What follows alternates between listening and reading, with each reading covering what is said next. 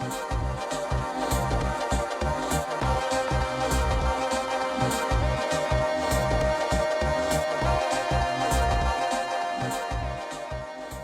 to the Automation World Get Your Questions Answered podcast, where we connect with industry experts to get the answers you need about industrial automation technologies. I'm David Greenfield, Editor-in-Chief at Automation World, and the question we'll be answering in this episode is, how do you determine the right power supply for your application? And joining me to answer this question is Pete Van Camp, an automation sales engineer at automation distributor MSI Tech. So thanks for joining us today, Pete. Thanks for having me, David.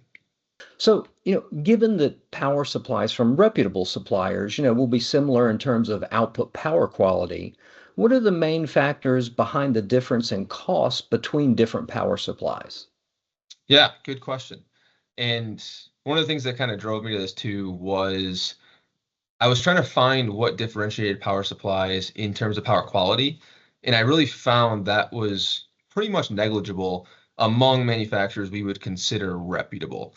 So the four factors that I came up with that determine cost drivers are: one, current capacity, whether it's a single amp power supply compared to a 40 amp. Two, power boost functionality, so the ability to handle these inrush currents. Three, wide environmental ratings and certifications, more so than just UL and CE.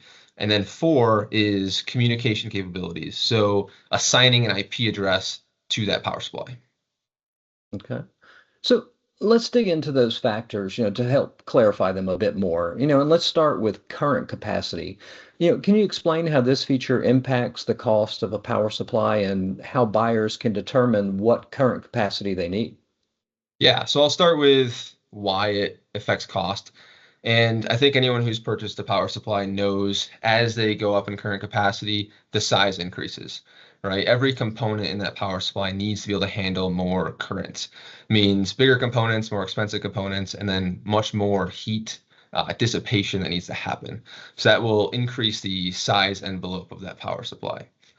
In terms of how to calculate the current capacity needed, that really comes down to the loads being powered by the power supply. So the 24 volt DC devices, on each of those devices, you will find on the spec sheet exactly the current rating on that device, so how much current it will pull.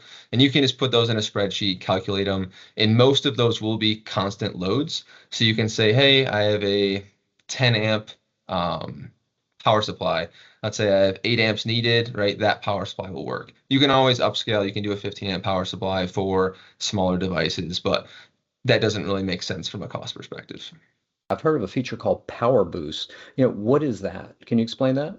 Yeah, so in most control environments, when we're designing a panel or doing hardware layout, the current or the devices we're speccing out are mostly constant current loads, right? You might have a PLC, you might have an industrial PC. All of these are relatively stable in terms of current loads on that power supply. When we get into driving things with inrush currents, for example, like a DC motor, right? When we start that DC motor, there's going to be that inrush current that's going to spike, right? And oftentimes it's much more cost effective if you have a power supply that can handle that spike compared to sizing your power supply based on the spike, right? So rather than going up to a 10 amp power supply, maybe you only need a 5 amp power supply with 150% power boost. And for any of our motion control guys on here too, think of it almost as like your rated and peak torques of your motors, right? So you have your continuous load on this power supply, and then you have that peak zone that you can hit for 5 to 10 seconds. So is this power boost, is that a common feature to industrial power supplies now, or is it a special feature offered, by certain suppliers? It seems to be pretty universal. I know like Omron, Weidmuller have it. I think Phoenix Contact has it as well. So it does seem pretty universal. The main difference is going to be the amount of overload current it can handle and the time that it can handle that. So environmental ratings, on power supplies, as, with pretty much all industrial equipment, that's going to impact the cost of the device as well. But, these ratings, are of course, key to ensuring that the device will function in the extreme environments typical to manufacturing settings. So how do those ratings and certifications play out in terms of the cost of a power supply? I'll split this into two different sections, I guess, in terms of environmental and then certifications. When we're talking about certifications from any reputable manufacturer, you're going to get a UL listed component in CE typically. Mostly in UL or in the US, I mean, UL is pretty much I guess, the end all be all in terms of certification, because if you want a UL 508A listed panel, you need UL listed components. So certification wise, that's usually the default. From there, you can get into these special certifications like marine rated, explosion rated, and those are what's going to drive that cost. And that is usually because there's not as much of a demand for those specialized ratings, and they cost a lot of money to get, right? So there's Hmm. going to be an added cost with that. In terms of wide environmental ratings, this can cover a lot of things from humidity, corrosive environments, dust environments.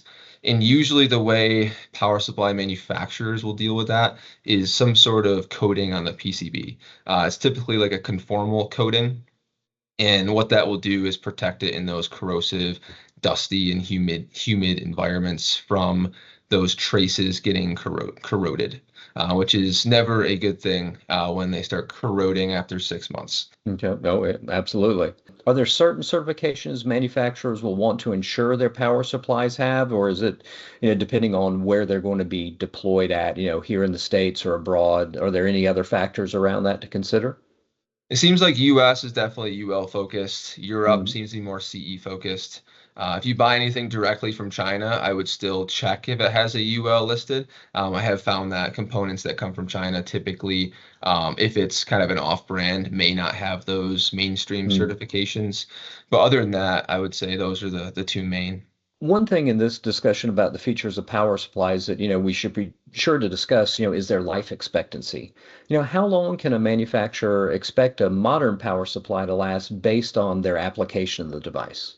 Yeah, this is kind of a funny one because that's usually something we really care about when we're specing power supplies. I mean, this Mm. is not a really performance-based decision when we're specing a power supply. It's a commoditized product, and we just want it to work for as long as possible. And it surprised me how many manufacturers don't say anything about life expectancy. I think the only one I've seen that says life expectancy is Omron. And I think on one of theirs I was looking at was like a minimum of 10 years.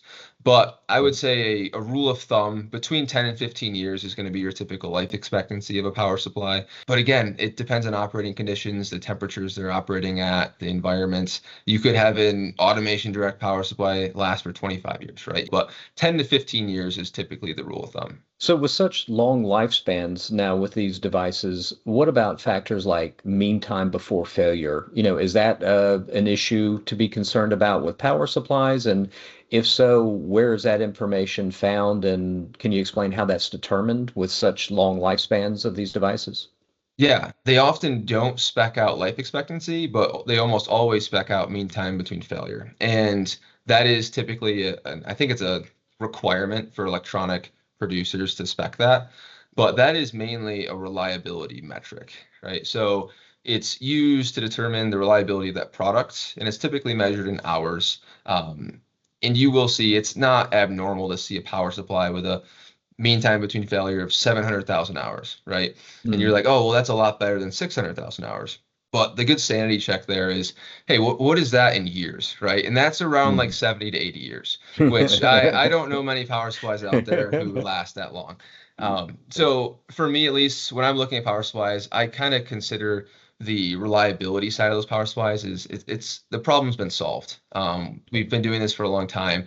I don't think that's something that really should be in the thought process while we're speccing them out, unless we're going to some random unknown manufacturer no one's heard of, right? But anyone reputable manufacturer, we don't really have to worry about the reliability side. To your question on how to calculate this, I've got a few different answers. One of the answers I got from Weidmuller was it's a calculation of the sum of all internal component failure ratios, and then you take the inverse of that. And that's how they calculate that hourly rating for it. So that's the answer of how it's calculated. It may be done in batch testing too in some situations I've read about, but I think that might be in other electronic manufacturing. So bottom line, they're very long-lived devices and they probably might outlast your career in the industry, even going by the MTBF ratings anyway. Exactly, So, yeah. exactly. Yeah, they might live Yeah. longer than you. Yeah. Yeah, yeah, exactly. So, most industrial devices today, feature Internet of Things capabilities that, allow them to be networked for monitoring and analysis. And you mentioned at the start of our conversation that IoT capabilities are one of the factors impacting the cost of power supplies today. Can you explain, some typical IoT applications for power supplies and how this feature tends to impact the cost? I think we're at a point now where almost every device gets an IP address and power supplies are now included. So we can now buy power supplies with communication. Ethernet IP is the one I typically see. I think there's some other protocols you can use, Modbus and such. But in terms of the application, there's honestly applications that require it are not as prominent as we think yet. I have seen some where there's an end user that requires power consumption data from all of their control panels they install, right? And in that case, it makes sense to put these types of power supplies in there. Otherwise, it's just an easier solution to that problem. In the case of using these for general purpose, it just doesn't make sense from a cost perspective. They are quite a bit more expensive. If you look at the tiers of power supplies, the IoT capabilities really only come up on the top tier. So this is after you have the environmental ratings, the power boost, like all of the other cost adders that you may not need already. So you get to a pretty expensive power supply at this point. But in terms of the functionality, power consumption is probably the biggest one I've seen. There's also remote monitoring and adjustments. So I think the Weidmuller power supply actually allows you to adjust the output voltage. So like the knob we usually see on power supplies, this is okay. You can adjust it from like 23 to 25 volts or whatever that number is. Okay. Thanks for explaining that, Pete. So one last question for you here. While the higher cost of a power supply, is going to be typically determined by the number and type of advanced features it has, how should manufacturers go about assessing power supplies based on their needs rather than just opting for a higher price device based on the assumption that it'll be better for their application? Yeah, I think we've all fallen trapped to the looking at the power supplies that fit your application and picking the one in the middle because it's where else would you go? I think we can focus more on the current requirements of the project. And if you don't need, if you don't have variable loads or you don't have these environmental features or environmental environments that are harsh, there's really no point in going up. Like pick the economic power supply. In the other cases, let's say you're building a really high quality machine and you want this thing to last forever. I mean, yeah, I would probably still pick the power supply with the conformal rate or conformal coatings on the PCB, the power boost, stuff like that. It might help you in the long run, but for 95% of applications, I would say picking the economic power supply is the way to go. Well, thank you again for joining me for this podcast, Pete. And thanks, of course, to all our listeners. And please keep watching this space for more installments of Automation World Get Your Questions Answered. And remember, you can find us online at automationworld.com to stay on top of the latest industrial automation technology insights, trends, and news.